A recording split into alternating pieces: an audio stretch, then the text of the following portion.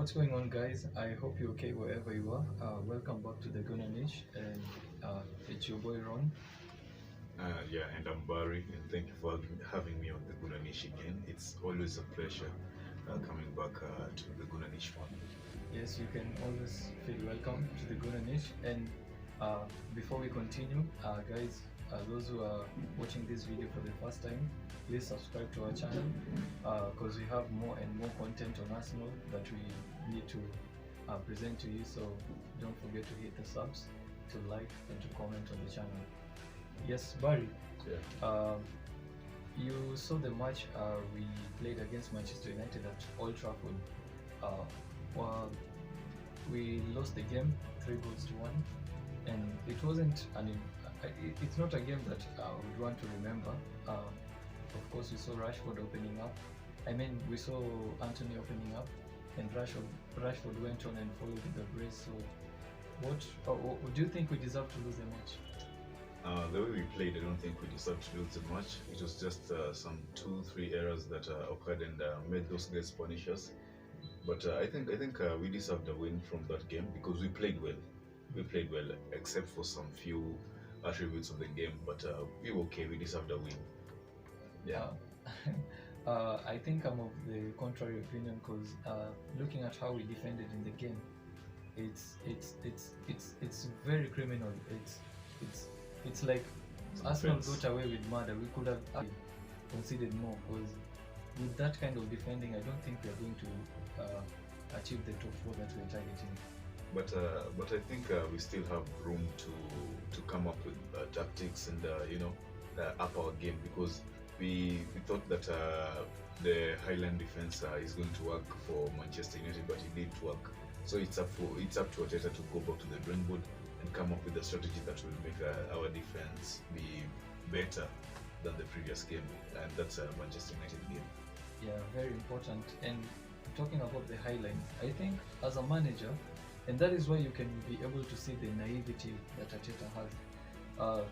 Arteta going to this game, he knows very well that Rashford, Anthony, and even Sancho, these are very pacey players, and he should not be playing a high line because anytime we break, there's no way Saliba and Gabriel are going to keep up with these two. With the three, that front three of Manchester United, and that is why they were catching us on counters. Do you think Arteta is part to blame? Yeah, it's very part of blame because you cannot just see something happening and you maintain it like that. Absolutely. If you see a mistake on the pitch and you're the manager, you're supposed to rectify the mistake before it gets worse. And he didn't do that, and that's why we lost. He did not make changes on time. He did not correct the mistakes that the defense had. Of which, if he made the correction there and told the defense, don't stop going high, just keep the defense line on the low block, I think we would have, the results would be different today. But he didn't do that, so we were punished because of that. So Arteta is to blame. Absolutely. And that is very sad because we were off to a good start in the season, and as you can see, Barry is no longer smiling at the video. I'm no longer smiling, guys. Let us know, do you think we deserve to win the game? Let us know in the comment section, and you'll be highly appreciated. Barry, Yeah. what is your thought on the Martinelli goal disallowed? The disallowed Martinelli goal. That was a poor, according to me, it was a poor refereeing, and I think the referee should have left the goal to be a goal instead of it should have stood because that goal, I saw a similar situation in the Brighton Leicester game where Tillemans did the same thing and the goal was counted. He actually bullied the player. Exactly, and I didn't see the difference. Ours was actually a soft one. Yeah. For Tillemans it was hard. Yeah. It was hard. Ours was a soft one. Eriksen went down softly, and I don't think they should have denied us that goal. I think that goal should have stood, and so it was unfair to me. According to me, it was so unfair. Even though people argue that that Odegaard attacked Eriksen from behind, it was so soft. I don't think it was a foul in any way. Absolutely, I agree because football is let me say a contact game. Yeah, people have there has to be a coming together. There has to be push and pull, but the intensity also matters. True, very true. And again, like you're saying, I think you're talking of the matter of consistency. Yeah. Yeah, like you've said in the game between Brighton and Leicester, of course we see Tillemans almost throwing a player to the floor and going on to deliver an assist. Yes, very And true. yeah, and then on our case last week against which team were we playing? We were playing against, was it Aston Villa? Yeah, Aston Yeah, Villa. we were playing against Aston Villa. There was a clear foul on Ramsdale On Ramsdale, true. when Douglas Douglas Luiz Luiz, yeah. swung in a very good corner into the goal. But it's a good shot. Yeah. It was not a. Much as it was a good cross, but then Ramsdale was being blocked. Yeah, true, and true. Very the true. referee went to the VR and he was able to review. I think it was more physical than what we saw Yeah, between actually, Odegaard yeah, and very true. Eriksen. That was very, very physical compared to what we saw between Eriksen and Odegaard. Yeah, which is why we are talking about the inconsistency of VAR. Do you think it should be deciding on goals or maybe the red cards and maybe the most important decisions? Because that one for me is not a foul. It should have stood. Yeah, very true. Because for VR, I think it works for some teams. It depends on the mood and on which, let me say, the mood on which the referee will come with on the pitch. Yeah. But I think the VR is a little bit let down to the EPL, to the Premier League. Absolutely. Yeah, so they should work more on the VR. Absolutely. Yeah. Barry, having watched the game and the full 90 minutes, Yeah. what are some of the weaknesses you've been able to see in the team? I'm still going to emphasize on the defense. We should work strictly on the defense. And today I'm going to say I'm going to agree with you on the Xhaka issue.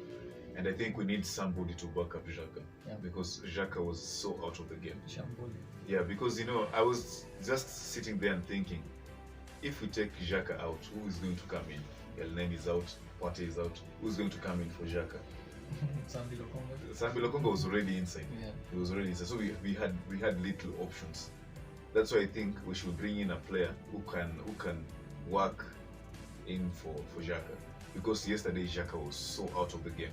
And it was so disappointing because that was not the Xhaka we saw in the previous games. And in the previous 4 games. Yeah, so I think Xhaka should step up and he should stop shining against these small teams. When it comes to bigger teams, we are yet to face Man City, we are yet to face Newcastle, Liverpool, even Tottenham, even Leeds are very scary, even Brighton. So I think Xhaka should step up. In his game. Yeah. Yeah. I tend to agree with you. The defense is very shambolic. Xhaka was non-existent in the game. When we expect him to turn up in a game like that, he doesn't. And then in the small teams is where he plays like below, So really, Xhaka has to step up on his game. And I think another weakness that you didn't mention, I think Arsenal, we were looking so dominant. We have the ball. We are always having the ball. But then, what were we doing with the ball? Yeah, I think that one is also a weakness because you can play well, but if playing well does not deliver, does not give you victory, playing well isn't helping you. Yeah. Like Manchester United, they were not there to make football look beautiful, but there to score. They were there to be victorious, and that's what they did. If you look at Arsenal, the game was so beautiful. It was nice. It was nice being an Arsenal fan at that moment until we were 1 goal down, 2 goals, then 3 goals.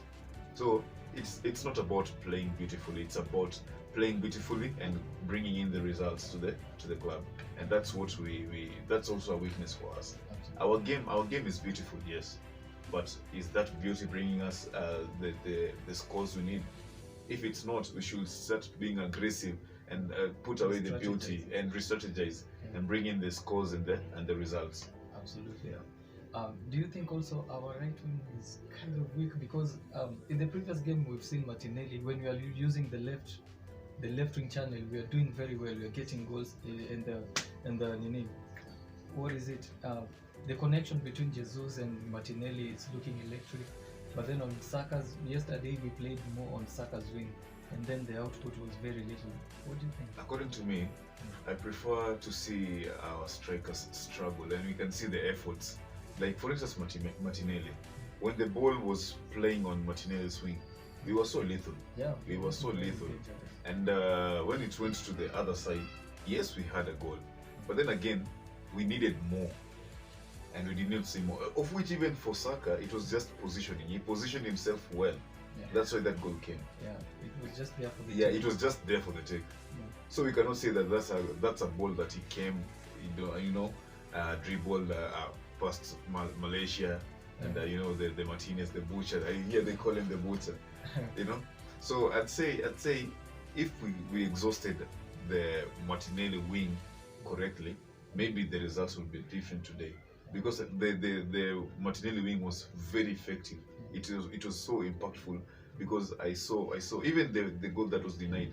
It was because Martinelli was going. He was ready to go. He was He putting was in a shift. yeah. He was ready to bring in hell upon these guys, because even Dalo was not around. He kept Dalo in his pocket, Yeah. and that's why I think Martinelli was good. If we could have exhausted his work, maybe the results today would be different. And I think we did not exhaust Martinelli well. So we should try and work with Martinelli, because you cannot do away with something that's helping you, something that is yet to fail. You cannot put it aside and try to express the other side that we have already tested and we've seen it's working. We should try and exhaust Martinelli, because I know he's a good player. According to me, I'd give him the man of the match, even though we lost. I saw him play well. I saw Martinelli play well. So if we're comparing Arsenal players, he was the best player of the pitch. Yeah. Wow, that's a very big claim. Martinelli, man of the match. Let us know in the comments. Do you think Martinelli was the man of the match? According to me, yeah, I think I tend to agree with Barry. Eriksen was actually just given man of the match because he was on the winning side. But really, if we look at the game, who was really putting in a shift, I think Martinelli should carry the day. I also think so. Absolutely. And Barry, we've talked about players, the Martinellis, the Jackals, and the defense. I think it's time we talk about Martin Odegaard. What was your take on his performance in that game? Odegaard is a good player. First of all, let me just start with that. Odegaard is a very good player, a very brilliant player. We've seen him play, we've seen him create, we've seen him score. So that's a player that we've utilized some of his strengths. And on the Manchester United game, he wasn't that good player that we thought he was. He was a little bit diminishing, and I hope in the next game he ups his game and level up on his own level, because somebody like Martin Odegaard. Martin Odegaard is a good player. We've seen him create chances. Yesterday he wasn't creating chances. He was actually like forcing. Yeah, he was forcing. He has a chance to shoot. I saw two instances where Odegaard had a chance to shoot and score, but instead he tried to pass, and the pass were not even complete. Absolutely. So I think Odegaard he need to put his head in the game. Yeah. He need to put his head in the game so that he can stop fumbling and play the game that we know he can play. Absolutely. Yeah. And like we said earlier in the video, it's all down to the manager. What you're telling the player is very important. Very, very important. Like, if I'm a manager and I know I have someone like Martin Odegaard who has a very good left foot, he can shoot, and then you see him do something in the pitch once, and again doing it twice, and you don't talk to him. You should not tolerate it for the second time. Yeah, what is your point of being a manager in the touchline? Why should you be in the touchline if you're not going to be correcting those mistakes there and then? I think for a manager, you're supposed to make these people feel as if their position is running away from them. Absolutely. Because if a player makes an error and you just leave the player there, that means the next game is just going to do the same thing, because he knows that you have no options. He's already having you in his palm. That's why you're not supposed to sleep these guys. You're supposed to tell them, yo, put in the work. If you're not going to put in the work, you're going to be benched. And that's what he should have done for Martin Odegaard. As soon as he saw that Odegaard wasn't, his head wasn't in the game, he should have benched him and put in someone else who could have delivered. Yeah. I agree. I think Arteta could have done better in player management, just calling the player and talking to them and asking them to shoot, asking more from the players. Um, well, having said all those, Abari, on a closing note, do you still believe we can do better? Do you still believe we can get the top four after what you saw, the shambolic performance, um, the indecisive nature of the manager? Do you still believe? And the incompetence level that Granit Xhaka showed and is at the heart of our midfield. Do you still believe we're going to do better? At the beginning of the season, after 2 games, I thought that we this season we stood a chance in getting much more and attaining our milestones. But after yesterday's game, I feel differently. And I'm someone who usually judge based on the current situation. If yesterday you played poorly, I cannot say that tomorrow you're going to play well. I'll just stick to you playing poorly tomorrow until tomorrow comes. You try and impress me, and I say, okay, maybe I judged you too harshly, and you stepped up to the game. So for now, I'm going to say I don't think this Arsenal that played yesterday can deliver something big to the Guna family. Absolutely. So I think they need to work. They need to put in the work and show us that they are ready to bring victories to the Emirates, and that's what we want. That's what we want. Until we see them come up again, because in front here, we are going to face bigger teams. We have bigger problems coming. We have Newcastle coming. We have Man City. We have Tottenham coming. We have Liverpool. We have Brighton, which are very little for now. We have Chelsea. We have Chelsea on the way. So we have the season is going to be tough up ahead. So if they are not ready, a team like Manchester, surely Manchester United, surely Banta FC. That team shouldn't have beaten us, and that one I blame the players and the manager. They should have done better, even though it was some mistakes. Those mistakes are the ones that cost the team.